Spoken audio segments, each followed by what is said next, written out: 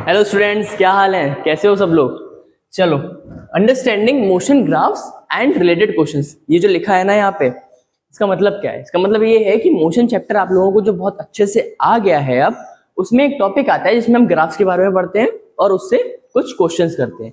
तो ये वीडियो मैंने बनाई है आप लोगों के रिवीजन के लिए। इसमें मैं आपको ग्राफ्स का एक ओवरव्यू दे दूंगा और सीनेट में वो कैसे क्वेश्चंस पूछेगा ये मैं आपको बता दूंगा, जिससे आपके कंसेप्ट और भी पॉलिश हो जाएंगे और एरर जो है, एग्जाम्स में एरर करने का जो चांस है वो बिल्कुल कम हो जाएगा। ठीक है, चलो स्टार्ट करते हैं।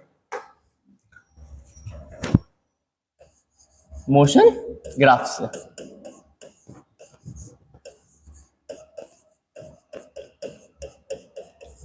चलो भाई, मोशन में ग्राफ से स्टार्ट करते हैं। सबसे पहले हम लोगों को वो जानने की जरूरत नहीं है कि ग्राफ्स क्यों बना रहे हैं, कैसे बना रहे हैं, क्या काम है, मतलब क्यों है ये, यहाँ है ही क्यों।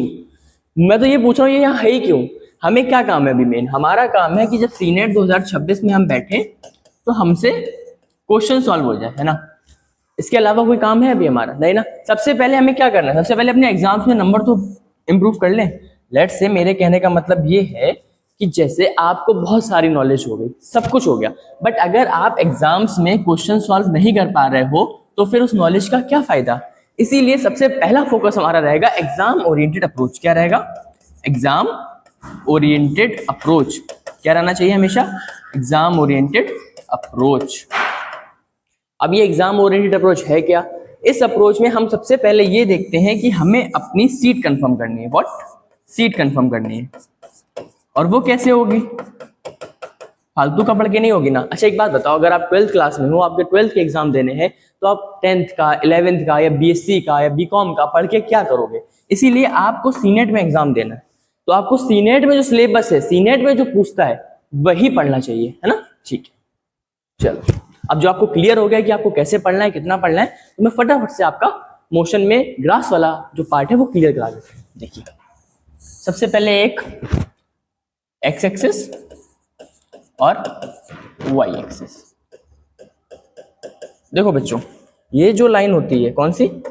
अगर कोई लाइन ऐसी है, कैसी? कोई लाइन अगर आपकी ऐसी, कैसी? ये सीधी खड़ी खड़ी है, तो इस लाइन को कहते हैं अपन वर्टिकल लाइन। कौन सी लाइन? वर्टिकल, है ना। वर्टिकल लाइन कहेंगे इसे। क्या कहेंगे इसे? वर्टिकल लाइन कहेंगे। और वहीं पे कोई लाइन अगर ऐसी है तो इसे कहते हैं हॉरिजॉन्टल लाइन। कौन सी लाइन? हॉरिजॉन्टल लाइन, मतलब बेंडी लाइन। समझ में आया? कैसी लाइन? Horizontal line. ठीक है। अच्छा एक बात बताओ, ये जो वर्टिकल लाइन है, क्या ये एक स्ट्रेट लाइन भी है? ये एक स्ट्रेट लाइन भी तो हो सकती है ना। अब स्ट्रेट लाइन चाहे आपकी ऐसी हो, ऐसी हो, ऐसी हो, मतलब कैसी हो, ऐसी हो, अगर कोई लाइन बिल्कुल सीधी है तो वो स्ट्रेट है, और अगर कोई लाइन ऐसी है तो वो कर्व लाइन है। ठीक है, आपको लाइंस का मतलब समझ में आ गया? ठीक है, नेक्स्ट अब आपको एक और बनाना है दोबारा से फ्रेश, एक्स एक्सिस और वाई एक्सिस। ठीक है, अब जो आपका मोशन चैप्टर है, ये वाला चैप्टर, इसमें आपको सिर्फ दो प्रकार के ग्राफ पढ़ने हैं। कौन कौन से? एक आपको पढ़ना है डिस्टेंस टाइम ग्राफ और दूसरा आपको पढ़ना है डिस्प्लेसमेंट टाइम ग्राफ। कौन सा time graph? Displacement time graph. अब जो बच्चे मुझसे पढ़े हैं उन्हें पता है कि हम लोग आसानी के लिए हमेशा दो फैमिली बना लेते हैं। जैसे डिस्टेंस टाइम ग्राफ क्या है? डिस्टेंस में आ जाओ। डिस्टेंस क्या है? It is a scalar quantity. तो हमें पता है कि यहाँ पे कोई भी, इस ग्राफ में कोई भी वेक्टर क्वांटिटी की बात नहीं होगी। किसकी बात नहीं होगी? वेक्टर की बात नहीं होगी। कौन सी ग्राफ में? डिस्टेंस टाइम ग्राफ में। Whereas displacement time graph में ओनली वेक्टर की बात होगी, है ना। जो भी वेक्टर क्वांटिटी है उनकी बात होगी। स्केलर क्वांटिटी कौन सी होती है? जिनके पास सिर्फ मैग्नीट्यूड हो। और वेक्टर क्वांटिटी कौन सी होती है? जिसके पास मैग्नीट्यूड प्लस डायरेक्शन हो। जैसे मैंने ऐसे पंच मारा, ऐसे ऐसे घूसा मारा, तो अब अगर ये घूसे का सिर्फ मैं मैग्नीट्यूड बताऊं कि मेरा घूसा ऐसे गया, कितना गया? 2 मीटर गया। 2 metre east west north south मैंने कुछ नहीं बताया। एक बात बताओ, आप अगर मेरे सामने खड़े हो, आप अगर मेरे सामने खड़े हो, मुझे आपको चॉकलेट देनी है या मान लो मुझे आपको टॉफी देनी है, तो मैं इधर फेंकूंगा, ऐसे ऐसे करके फेंकूंगा तभी तो पहुंचेगी। किधर? आपकी तरफ फेंकूंगा तभी तो पहुंचेगी ना। अगर मैं ऐसे बोर्ड की तरफ फेंकूंगा कि पहुंचेगी?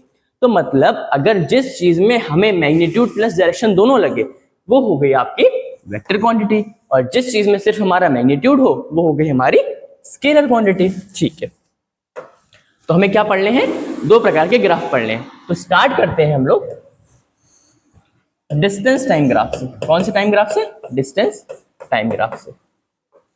डिस्टेंस टाइम ग्राफ में आपको बस सीधे सीधे क्वेश्चन प्रैक्टिस पे ध्यान देना है। कैसे, अगर एक हॉरिजॉन्टल लाइन, क्या है, एक अगर हॉरिजॉन्टल लाइन है, क्वेश्चन पूछेगा in a distance time graph, क्या, in a distance time graph what does a horizontal line means, मतलब डिस्टेंस टाइम ग्राफ में हॉरिजॉन्टल लाइन का क्या मतलब है। तो आप कह दोगे आंसर में ऑब्जेक्ट एट रेस्ट। क्या कह दोगे, ऑब्जेक्ट किस पे है, रेस्ट पे है। क्या क्वेश्चन है, डिस्टेंस टाइम ग्राफ में जो हॉरिजॉन्टल लाइन है उसका क्या मतलब है। आप कह दोगे ऑब्जेक्ट एट रेस्ट। अच्छा, कुछ बच्चे कहेंगे सर समझाइए भी तो, पर बेटा समझाने की जरूरत ही नहीं है। फिर भी फॉर योर सेक, सिर्फ आपके लिए मैं आपको एक शॉर्ट में समझा देता हूं। देखो एक्स एक्सिस है ना, ये क्या एक्स एक्सिस है, यहाँ पे आ गया टाइम, और क्योंकि डिस्टेंस टाइम ग्राफ है तो ये वाई एक्सिस है, यहां आ गया डिस्टेंस, आ गया डिस्टेंस। लेट से 1 सेकेंड, 2 सेकेंड, 3 सेकेंड, 4 सेकेंड, ये टाइम की एक्सिस हो गई। और डिस्टेंस पे लेट से 1 किलोमीटर, 2 किलोमीटर और 3 किलोमीटर, ये हो गया आपका डिस्टेंस की एक्सिस। अब ऑब्जेक्ट था 2 किलोमीटर पे, कहां था ऑब्जेक्ट, ऑब्जेक्ट था 2 किलोमीटर पे, और टाइम बढ़ता चला गया, मतलब 1 सेकंड पे भी 2 किलोमीटर पे था, 2 सेकंड पे भी 2 किलोमीटर पे था, 3 सेकंड पे भी 2 ही किलोमीटर पे था, और 4 सेकंड पे भी 2 ही किलोमीटर पे था। जब ऑब्जेक्ट की पोजीशन चेंज नहीं हो रही है, मतलब यहाँ पे मेरा कहने का मतलब जब ऑब्जेक्ट की पोजीशन चेंज नहीं हो रही है और टाइम बढ़ता चला जा रहा है, तो ऑब्जेक्ट है रेस्ट पे। मैंने आपको क्या बताया था, change in position with respect to time किसे कहते हैं, मोशन को कहते हैं। But no change in position, यहाँ पे पोजीशन चेंज हो रही है क्या, throughout the time graph जो है वो 2 ही किलोमीटर पे है, और टाइम जो है वो बढ़ता चला जा रहा है। अगर चेंज नहीं हो रहा है पोजीशन में टाइम के साथ, तो ऑब्जेक्ट किस पे है, ऑब्जेक्ट एट रेस्ट। ठीक है, अब आपको समझ में आ गया कि ऑब्जेक्ट एट रेस्ट कैसे हुआ। पर क्या आपको ये समझने की नीड थी, नहीं थी। आपको बस इतना समझना है, अगर हॉरिजॉन्टल लाइन है डिस्टेंस टाइम ग्राफ में, तो आंसर आ जाएगा ऑब्जेक्ट एट रेस्ट। ठीक है, चलो अगला डिस्टेंस टाइम ग्राफ देखते हैं। अगले डिस्टेंस टाइम ग्राफ में आपको देखना है डिस्टेंस टाइम ग्राफ में अगर एक स्ट्रेट लाइन है, कैसी, एक स्ट्रेट लाइन, ठीक है, कैसी लाइन है, एक स्ट्रेट लाइन है, तो ऑब्जेक्ट किस में होगा, आपसे पूछेगा in a distance time graph the straight line represent, straight line जो है वो किसको रिप्रेजेंट कर रही है, तो आप क्या बोलोगे, यूनिफॉर्म मोशन। क्या, यूनिफॉर्म मोशन। सीधे सीधे समझ लो। अब इसमें मैं समझाऊंगा आपको, यहाँ पे लाइन बनाऊंगा, यहाँ पे टाइम लिखूंगा 1 2 3 4, लिखूंगा 1 2 3। अब बॉडी एक जैसे मान लो, देखो लिख ही देता हूँ, ये टाइम हो गया एक्स एक्सिस पे, और यहाँ पे हो गया आपका डिस्टेंस। ठीक है, यहाँ भी 1 2 3, देखो बॉडी क्या है, 1 सेकेंड में 1 किलोमीटर गई, फिर दूसरे सेकंड में दूसरे किलोमीटर, तीसरे सेकंड में तीसरे किलोमीटर, क्या हो गया, यूनिफॉर्म मोशन हो गया। ठीक है, तो सीधे ये समझो कि डिस्टेंस टाइम ग्राफ में जो स्ट्रेट लाइन है, इस स्ट्रेट लाइन को क्या कह देंगे, स्लोप भी तो कह सकते हैं ना भाई, फिसल पट्टी, झूला देखा है, झूला, उसमें ऐसे बिल्कुल सरते चले जाते हो, ये स्लोप भी तो है एक टाइप की। स्लोप कैसे है, देखो मैं बता रहा हूँ स्लोप कैसे है। अगर मान लो सब लोगों ने मोटू पतलू देखा है, मोटू पतलू, मान लो एक घसीटा राम है ना, वो घसीटा राम को मैं लेके आया, मैंने उसे यहाँ बैठा दिया, कहाँ बैठा दिया, मैंने यहाँ बैठा दिया, यहाँ पे घसीटा राम बैठ गया, कि सामने से आ रहा है बैठ गया। अब बताओ वो यहाँ से ऊपर जाएगा कि नीचे आएगा, ऊपर जाएगा ना, घसीटा राम आया यहाँ से, ये कोई घसीटा राम है हमारा, ये आया तो ये ऊपर ही जाएगा ना, तो ये कौन सी स्लोप होगी, अगर ऊपर जा रहे हो तो पॉजिटिव स्लोप होगी। मतलब स्ट्रेट लाइन भी बोल सकते हैं और स्लोप भी बोल सकते हैं। जैसे क्वेश्चन आया in a distance time graph the slope represent, तो आप क्या कहोगे, यूनिफॉर्म मोशन। अगर वो पूछेगा पॉजिटिव स्लोप तो पॉजिटिव यूनिफॉर्म मोशन, पूछेगा नेगेटिव स्लोप तो नेगेटिव यूनिफॉर्म मोशन। ठीक है, समझ में आ गया बात आपको। और अगर ऐसे पूछ ले कि straight line in a distance time graph a straight line represent, तब भी आंसर आएगा यूनिफॉर्म मोशन। यही अगर ये स्लोप मान लो ऐसे होती, कैसे, डाउनवर्ड, तो अब घसीटा राम आता तो वो नीचे जाता, इसका मतलब स्लोप हो गई नेगेटिव। बट क्या मोशन यूनिफॉर्म है? मोशन तो यूनिफॉर्म ही है, नेगेटिव है वो एक अलग बात है, पर मोशन तो यूनिफॉर्म है। जब नेगेटिव पॉजिटिव पूछे तो नेगेटिव पॉजिटिव देखना है। अगर सिर्फ इतना लिखा है कि अगर डिस्टेंस टाइम ग्राफ है, क्या in a distance time graph what does a straight line या स्लोप रिप्रेजेंट, तो क्या होगा? Uniform motion. अब एक बात और समझो, ये पॉजिटिव स्लोप है, पॉजिटिव स्लोप है ना। जब यूनिफॉर्म मोशन है और स्लोप पॉजिटिव है, मतलब यूनिफॉर्म मोशन, मोशन उसको मिलते ही जा रहा है, यूनिफॉर्म मोशन मिलते ही जा रहा है, तो उसकी स्पीड इंक्रीज होगी ना, ऑब्वियस सी बात, उसकी स्पीड इंक्रीज होगी। इसीलिए यहाँ पे अगर क्वेश्चन पूछता है कि यूनिफॉर्म मोशन है और पॉजिटिव स्लोप है, तो क्या उसकी क्राइटेरिया होगी? बताओ क्या क्राइटेरिया होगी? स्पीड इंक्रीज होगी। समझ में आ गई? बट इतना पूछता नहीं है। आपको मेजर दो केस याद रखने हैं। कौन कौन से दो केस याद रखने हैं? मैं आपको रिवाइज कराता हूं। देखो, ये हो गई आपकी एक्स एक्सिस और ये हो गई आपकी वाई एक्सिस। ठीक है, एक हो गई एक्स एक्सिस और वाई एक्सिस। अगर पूछे डिस्टेंस टाइम ग्राफ है, कौन सा ग्राफ है? डिस्टेंस टाइम ग्राफ, तो उसमें जो हॉरिजॉन्टल लाइन है वो क्या रिप्रेजेंट कर रही है? डिस्टेंस टाइम ग्राफ में जो हॉरिजॉन्टल लाइन है वो रिप्रेजेंट कर रही है ऑब्जेक्ट किस पे है? At rest. आंसर देना भाई सब लोग मेरे साथ। और जो एक स्लोप है या स्ट्रेट लाइन है वो क्या रिप्रेजेंट कर रही है? Uniform motion.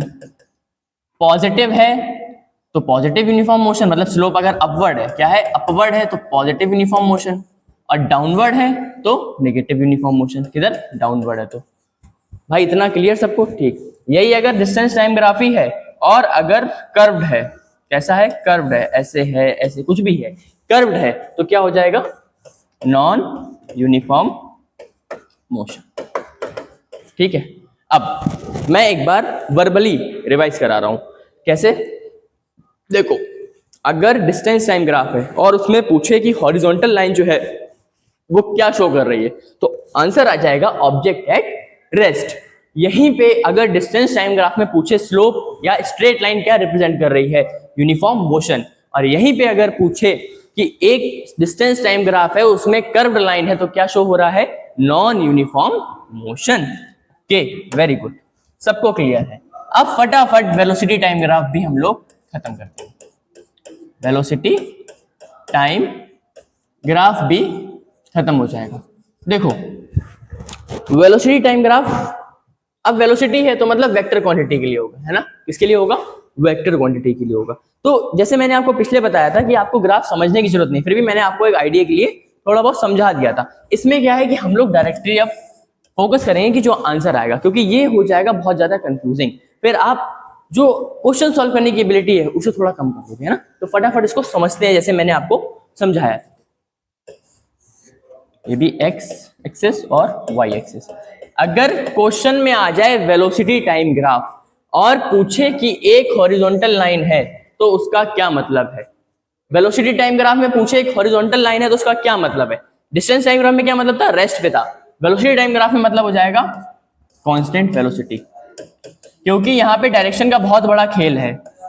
यहाँ पे ऑब्जेक्ट को रेस्ट में होने के लिए उसकी डायरेक्शन भी जीरो होनी चाहिए। यहाँ पे उसकी पोजीशन तो चेंज नहीं हो रही है टाइम के साथ, पर उसकी डायरेक्शन तो बढ़ रही है, इसीलिए कांस्टेंट हो गया। जीरो वो नहीं हुआ, वेलोसिटी जो है वो रेस्ट पे नहीं आई, वो यहाँ पे होती अगर ना कहीं पे ऐसा लाइन बनता इसके ऊपर ही, कहाँ? इसके ऊपर ही बनता, एक्स एक्सिस के ऊपर ही बनता, तब वो जीरो वेलोसिटी होती है ना, या रेस्ट पे होता।